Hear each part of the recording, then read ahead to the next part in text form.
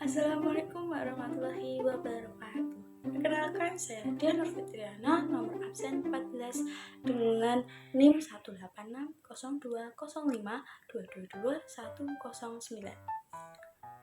Di sini saya akan memenuhi tugas dari Bapak Dr. Muhammad Jafar As-Shadiq, Eskom MPDI, selaku dosen pengampu mata kuliah Teknologi Informasi dan Komunikasi. Langsung saja pada pembahasan. Di sini saya akan mendeskripsikan jawaban soal yang telah diberikan. Yang pertama yaitu pertanyaannya, jelaskan bagaimana teknologi informasi dapat meningkatkan efektivitas proses pembelajaran, serta contoh penggunaan teknologi pada kelas yang pernah Anda alami dan Anda amati. Baik, saya akan mendeskripsikan jawaban pertanyaan dari nomor 1, yaitu teknologi informasi dan komunikasi memiliki peran signifikan dalam meningkatkan efektivitasan proses pembelajaran, yaitu karena yang pertama, akses informasi yang luas. TIK memungkinkan siswa mengakses berbagai sumber informasi secara online yang sebelumnya terbatas oleh buku atau perpus. Yang kedua, yaitu media pembelajaran yang variatif, yaitu pengguna FTIK menyediakan berbagai media pembelajaran yang bisa menarik siswa, yaitu seperti video, presentasi interaktif, animasi, dan sebagainya. Yang ketiga, yaitu fleksibilitas pada proses pembelajaran, yaitu dengan TIK kita akan melakukan proses belajar mengajar yang tidak terkait pada waktu dan tempat. Siswa dapat mengakses di mana saja dan kapan saja. Nah, saya akan menjelaskan mengenai contoh penggunaan teknologi dalam kelas yang saya alami, yaitu yang pertama penggunaan Google Classroom, yaitu waktu saya pada tahun pandemi. Nah, Google Classroom ini juga disebut dengan kelas virtual. Google Classroom ini digunakan guru untuk mengelola materi secara online. Nah, Google Classroom ini juga membuat siswa mengakses materi, mengumpulkan tugas, dan berpartisipasi dalam diskusi secara online. Selanjutnya yaitu contoh penggunaan dalam aplikasi Canva. Nah, aplikasi Canva ini saya gunakan untuk pembuatan PPT interaktif, poster, pamflet yang sangat menarik. Nah, dalam Canva ini juga terdapat fitur-fitur yang dapat diakses dan tersedia. Selanjutnya saya akan menjelaskan lagi mengenai pertanyaan nomor 2, yaitu apa yang dimaksud dalam pembelajaran berbasis e-learning dan sebutkan 3 kelebihan dan 3 kekurangan pembelajaran berbasis e-learning dalam konteks pendidikan tinggi. Jawaban dari pertanyaan tersebut yaitu yang pertama mengenai pengertian pembelajaran berbasis e-learning, yaitu pembelajaran berbasis e-learning ini adalah metode pendidikan yang memanfaatkan teknologi informasi dan komunikasi, terutama internet, untuk menyampaikan materi pembelajaran dan memungkinkan interaksi antara pengajar dan pendidik. E-learning ini memungkinkan peserta didik untuk mengakses materi pembelajaran kapan saja dan di mana saja, sehingga memberikan fleksibilitas yang lebih tinggi dibandingkan dengan metode lainnya. Saya akan menjelaskan mengenai kelebihan e-learning di pendidikan tinggi, yaitu yang pertama, aksesibilitas yang lebih luas. Nah, dalam pembelajaran berbasis e-learning ini memungkinkan mahasiswa yang latar belakang dan atau lokasi yang mengakses pendidikan tinggi ini tanpa harus hadir secara fisik di kampus. Ini sangat bermanfaat bagi mereka yang tinggal jauh dari institut pendidikan atau memiliki keterbatasan mobilitas. Yang kedua, yaitu fleksibilitas waktu dan tempat. Mahasiswa dapat belajar sesuai dengan jadwal dan kecepatan mereka sendiri. Ini sangat menguntungkan bagi mahasiswa yang bekerja. Mereka dapat menyesuaikan waktu belajar dengan komitmen lainnya. Yang ketiga, penghematan biaya. E-learning mengurangi biaya yang terkait dengan transportasi, akomodasi, dan materi pembelajaran fisik. Hal ini membuat pendidikan tinggi lebih terjangkau bagi banyak orang. Selanjutnya yaitu kekurangan e-learning di pendidikan tinggi. Yaitu yang pertama, kurangnya interaksi sosial. Salah satu kelemahan utama e-learning adalah minimnya interaksi tatap muka antara mahasiswa dan dosen, serta mahasiswa dengan mahasiswa. Nah, hal ini dapat mempengaruhi motivasi belajar dan keterlibatan sosial. Yang kedua yaitu ketergantungan pada teknologi. E-learning memerlukan akses internet yang stabil dan perangkat teknologi yang memadai. Mahasiswa yang tidak memiliki akses teknologi ini memungkinkan untuk mengalami kesulitan dalam mengikuti proses pembelajaran. Yang ketiga yaitu keterampilan teknologi yang diperlukan. Mahasiswa perlu memiliki keterampilan teknologi dasar yang dapat berpartisipasi dalam e-learning secara efektif. Bagi sebagian mahasiswa, hal ini bisa menjadi tantangan tersendiri. Selanjutnya pertanyaan nomor 3, yaitu Anda diminta untuk membuat media pembelajaran berbasis teknologi. Jelaskan langkah-langkah utama yang Anda lakukan dalam perencanaan media pembelajaran digital, mulai dari analisis kebutuhan hingga evaluasi. Baik, saya akan menjawab pertanyaan yang telah saya baca tadi. Jawaban dari saya yaitu saya akan menggunakan aplikasi Canva.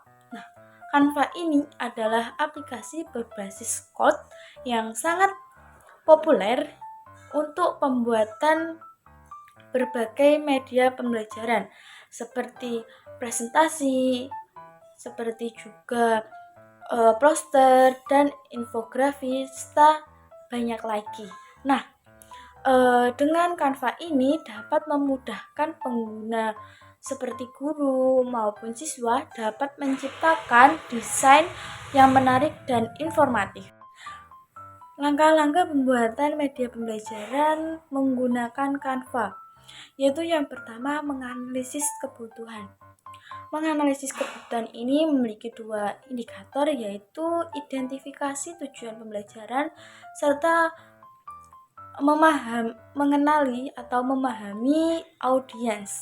Nah, dalam indikasi tujuan pembelajaran ini, yaitu yang dimaksudkan adalah tentukan apa yang ingin dicapai melalui media pembelajaran yang akan dibuat.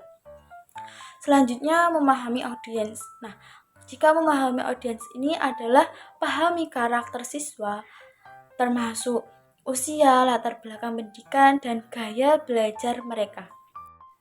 Langkah yang kedua yaitu perencanaan konten, yaitu memiliki dua indikator, yaitu kumpulkan materi dan buat kerangka.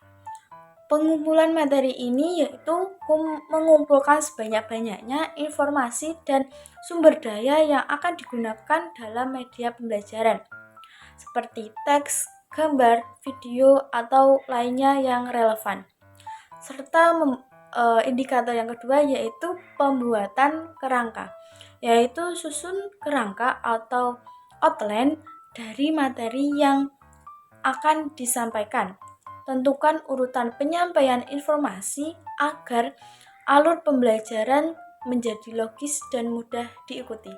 Indikator yang ketiga yaitu custom design. Nah, sesuaikan template dengan menambahkan teks, gambar, video, atau grafis atau elemen desain lainnya.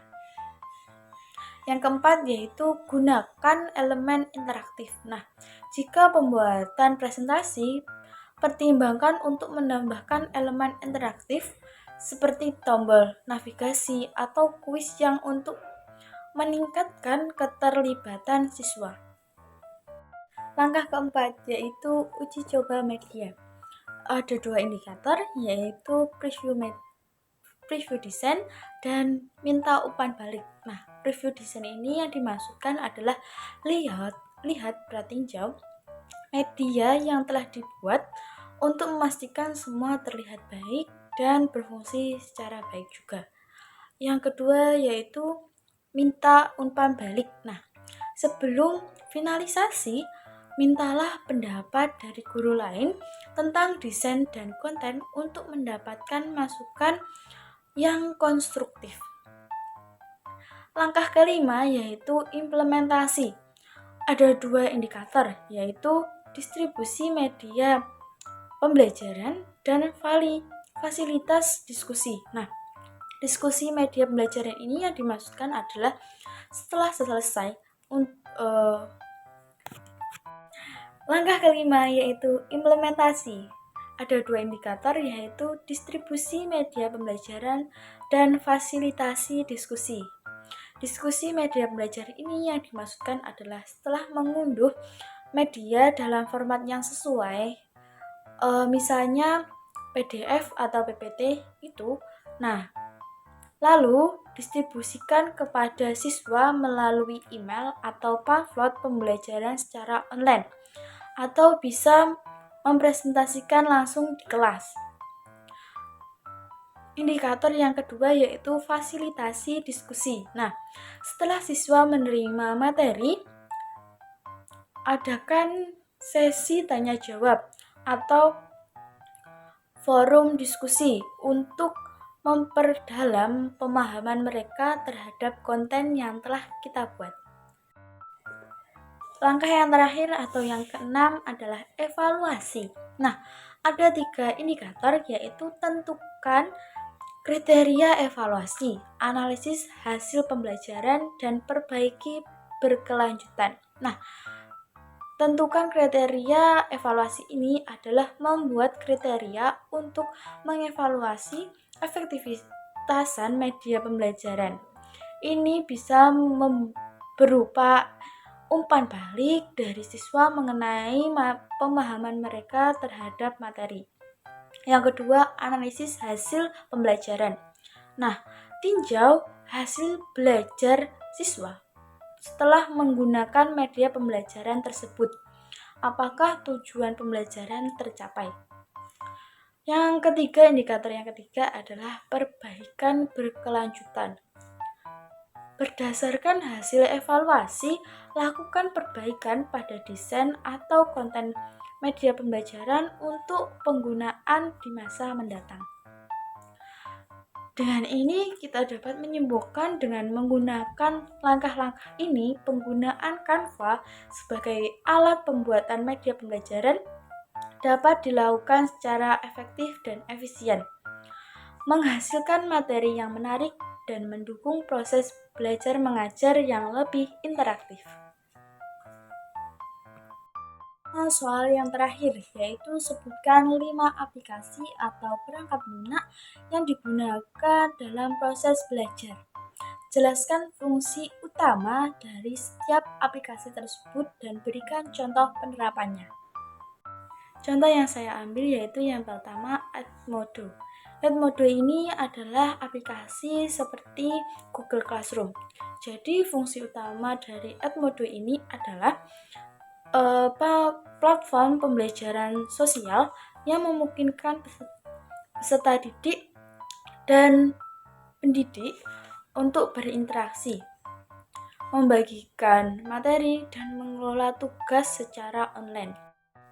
Contoh penerapan dari aplikasi Atmodo ini yaitu guru dapat membuat kelas online, yaitu membagikan materi pembelajaran secara online, mengadakan kuis secara online, dan memberikan umpan balik kepada siswa.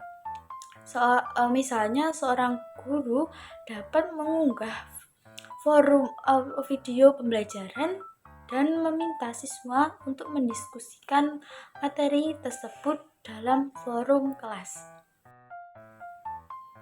Aplikasi yang kedua yaitu Flipkit. Nah, Flipkit ini adalah fungsi utamanya yaitu platform video yang memungkinkan siswa untuk membuat dan membagikan video pendek sebagai respon terhadap pertanyaan atau topik yang diberikan oleh guru.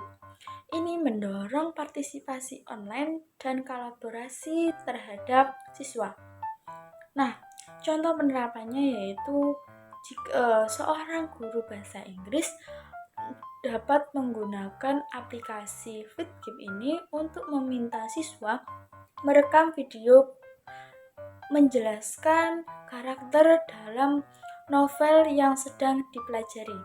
Siswa lain kemudian dapat memberikan komen dan pertanyaan di video tersebut. Itu dapat menciptakan diskusi yang lebih mendalam. Aplikasi yang ketiga yaitu Kahoot.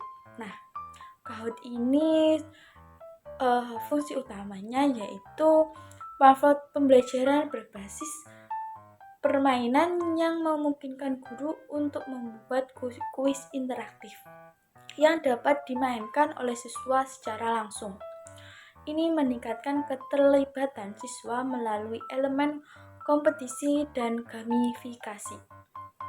Contoh penerapannya yaitu dalam kelas sejarah. Nah, guru dapat membuat kuis di aplikasi Kahoot ini tentang peristiwa penting dalam sejarah.